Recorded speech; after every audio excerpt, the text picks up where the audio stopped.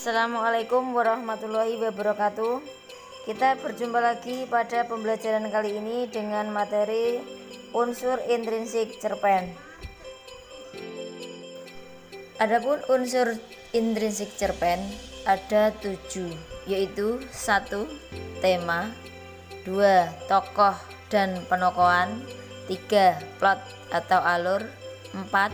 Latar atau setting, 5. Sudut pandang, 6.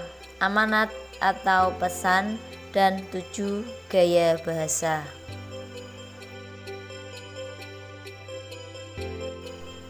Unsur intrinsik cerpen yang pertama yaitu tema. Tema merupakan ide atau gagasan dasar yang melatar belakangi keseluruhan cerita yang ada dari sebuah cerpen. Tema merupakan sebuah ruh ataupun nyawa dari setiap karya cerpen. Unsur intrinsik cerpen yang kedua yaitu tokoh dan penokohan. Tokoh merupakan pelaku atau orang yang terlibat di dalam cerita tersebut. Penokohan dapat dikatakan sebagai penentuan watak atau sifat tokoh yang ada di dalam cerita. Adapun watak tokoh yang diberikan dapat digambarkan dalam sebuah ucapan, pemikiran, maupun pandangan dalam melihat suatu masalah.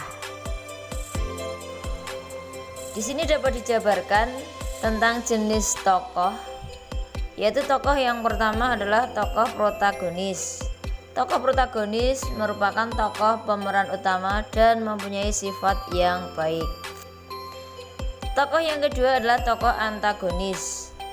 Tokoh antagonis ini juga termasuk tokoh pemeran utama yang menjadi lawan dari tokoh protagonis, namun memiliki watak negatif seperti iri, dengki, sombong, angkuh, congkak, dan lain-lain.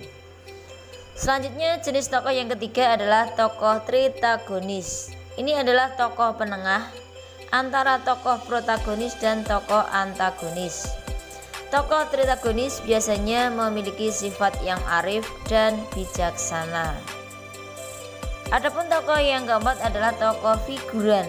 Ini adalah tokoh pendukung yang memberikan tambahan warna dalam cerita. Unsur intrinsik yang ketiga adalah plot atau disebut juga dengan alur.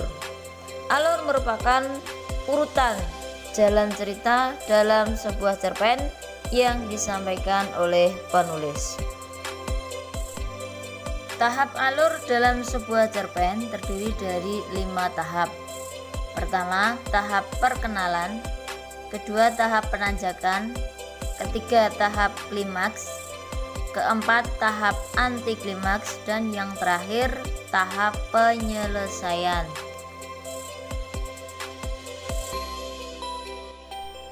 Yang pertama, tahap pengenalan. Pada tahap ini, cerita berisi uraian atau narasi tentang nama-nama tokoh dan penjelasan latar cerita. Adapun latar cerita ada 3, yaitu latar tempat, waktu, dan suasana.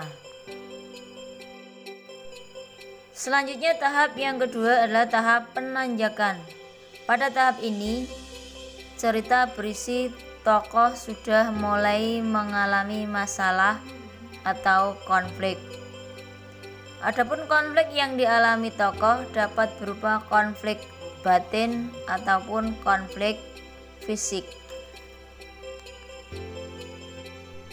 Berikutnya tahap yang ketiga adalah tahap klimaks. Pada tahap ini, cerita berisi masalah yang dialami tokoh sudah mulai memuncak, atau istilah lainnya adalah puncak ketegangan. Berikutnya tahap yang keempat adalah tahap anti klimaks. Pada tahap ini masalah yang dialami tokoh sudah berangsur-angsur mulai menurun, namun belum seluruhnya selesai diatasi.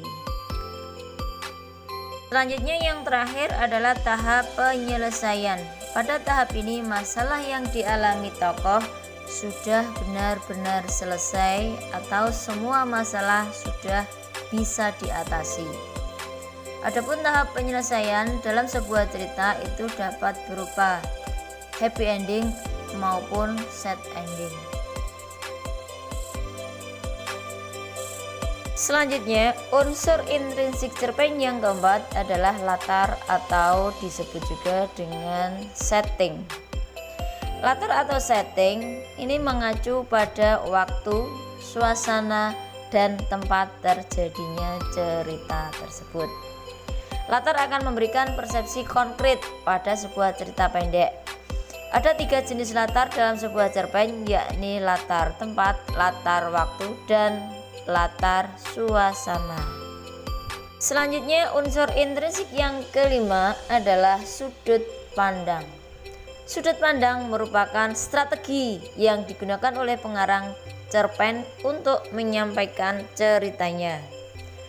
Sudut pandang dalam cerpen ini dapat berupa sudut pandang orang pertama, kedua, atau ketiga.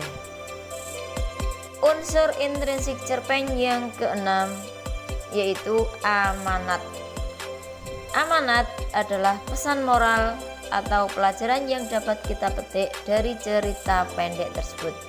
Biasanya amanat tidak ditulis secara langsung oleh pengarang, namun berupa tersirat.